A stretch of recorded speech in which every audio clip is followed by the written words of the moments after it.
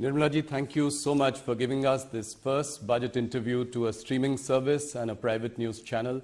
Through this interview, you will reach the length and breadth of the country through all our News 18 channels, CNBC TV 18, CNN News 18, News 18 India, and a slew of digital properties, moneycontrol.com, First Post, and news18.com. Thank you so much for this. My first question, this is your fifth budget. You were navigating two epochal events in the last couple of years. One was the ongoing pandemic and its impact, and the other was the war in Ukraine. What I would like to understand from you is what was going on in the mind of Nirmala Sitharaman and how she was dealing with policy making in these last 5 historic years. You're starting with a very difficult question, because difficult not for any other reason but to capture the experiences, the as I say, anubhav, going through that, and also to look back at it now when you're probably slightly out of it is very difficult to describe in, let's say, a short brief answer. I can understand. But yet, if you have to really capture it, I had no precedent before me to handle such a situation. There were no given templates. There were no examples to follow. And there were no theories which would have worked in such context. So essentially, we were going by continuous conversation with all kinds of stakeholders. Those who have directly some thing to say about the industry and its suffering, MSME and its suffering, or even those who are observing it with a more discerning eye. So we had to engage in conversation continuously with all people, take their view, wait for ourselves to see which one is all right, which is more suitable for us, and which is not. Yes. And also take courage in saying it may not work out for us in one particular way, because eventually somewhere all this has got to be answerable. And therefore I think I would immensely recall the ways in which Honorable PM led the conversation with us. He would never tire himself from meeting us. He would never say not today. So with all necessary precautions taken for COVID, following the protocol, we would still meet and talk about things. But eventually, whatever has been at that time decided and put out as schemes, one thing which was not so much relevant for dealing with the pandemic itself, but yet had to be done, was not to let go the opportunity to continue the reform process. Yes. So that was carried on. But we may do so many things. We may have a stable leadership, clear-headed leadership which stands by us and gives us the guidance under the Prime Minister. And we may come up with the proposals and also launch some specific schemes at that time to benefit, to give relief and so on. Eventually, it is the way in which the people of India have absorbed it all. Actually absorbed it and found best ways to go around it with this kind of a succor which is coming from the government, or some hand-holding which is coming from the government. May not be adequate, but so the credit goes to the people of India for having so been in clued position with the government's every decision making, and kept pace with it all. And that is why today we are where we are.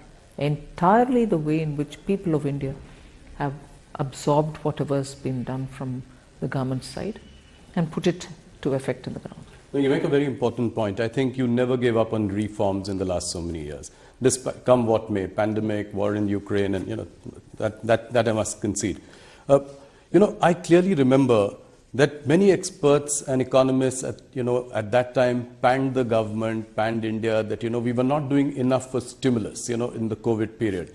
And I remember they cited examples of Western economies, European economies, saying that we should at least give 10 to 20% of GDP. That's the bare minimum we should do. Now, in hindsight, do you think that it was good to ignore that advice and be tight-fisted, and that is showing up today? Yes, that is why in answering earlier your question, we had to do our homework for every such input which came in at that time. Why? We could have always said, no, this is what appeals to us, and we would have gone ahead. No, but we had to consider every such advice which came in, and also go through the depths of what it would mean, how will it be executed, whether it can really bear the results, and so on. Only because whether we choose one way or not, we should know why we have not chosen a particular way and be able to justify saying, our understanding was this, and that's why we didn't take it. Today I have the advantage of looking back at it and say, good that I didn't take it, because the results would have been very different. But the fact remains that we went through every one of the suggestions with equal open-mindedness and rigor. Nirmala ji, if I look at this budget, coming to this budget, the central theme, and you've elaborated, you've articulated it in your speech subsequently as well, but I would still like to ask this question, that there is a big push to capital expenditure on one hand. On the other, you've also given a lot of money into the hands of the middle class and the rich, so that there is a consumption boom. All this while keeping the fiscal discipline in place, as you had promised. 5.9%, so that's giving some comfort to everyone. What I want to understand is, what are the few outcomes, big outcomes that you're looking at from this budget? If well executed, if the states and the center work together, I expect tourism to really see a sea change. Flow of people coming in both from one other states and also from abroad. It should actually be a good way of keeping the economy active. If that is going to be this year and also medium term, I also see the momentum that PM Vikas scheme is going to come up with. Because what it does, at least from the way in which I have done this work on understanding that scheme and to see how best it can be tailored, it touches that segment which is sort of self-employed, which has skills, which may be traditional skills, but which are very productively used, and that itself has a huge market, niche market of its own. If by launching PM Vikas, we will be able to touch upon a large section, not confined to any particular few castes, which go by the description Vishwakarma, but we are including everybody who uses his hand with some tools, produces things. That's a huge layer which doesn't get covered under A scheme or B scheme or C scheme. Now we are touching them. We are actually giving that material difference of receiving better attention, better raw material, better marketing, better professionalized way of aggregation and so on, with better fair rated credit from bank and so on.